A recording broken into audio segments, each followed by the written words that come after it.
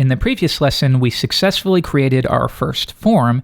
However, when you click on the Submit button, all we did was simply return a string. Now, we're going to update this so that we can fetch the user. If I were to simply return input all from this method, and we came back and try it, username, password, create user, notice that we can use this method to fetch an array of the post data.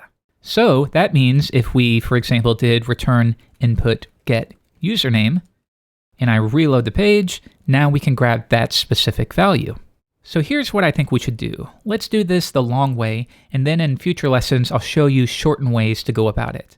We will say user equals a new user instance, and then user username equals input get username. By the way, in terms of filtering, you don't need to worry about that. Laravel will automatically protect your SQL queries, so you don't need to worry about SQL injection or anything like that.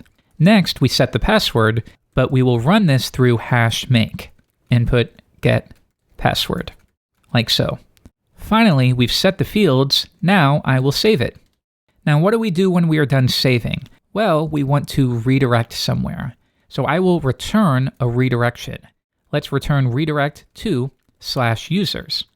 Or, like I said, we could reference a hard-coded URL, or we can reference a named route.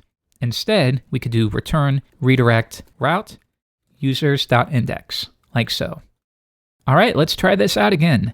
We will create a username, foobar, give it a password, create user, and there we go. There's our foobar account.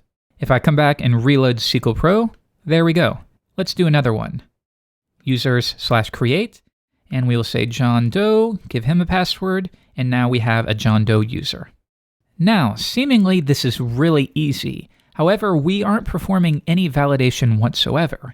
So for example, if we try to create a user and I just click create user, well, it did insert empty strings into the database. If I come back to SQL Pro, yep, now we have this issue where we have a user in our database that has no name.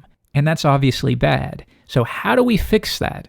Well, we need to perform some validation so that when the user attempts to create a new account, if they do not fill our requirements or our criteria, then we will reject that request and return to them a list of the errors that need to be resolved.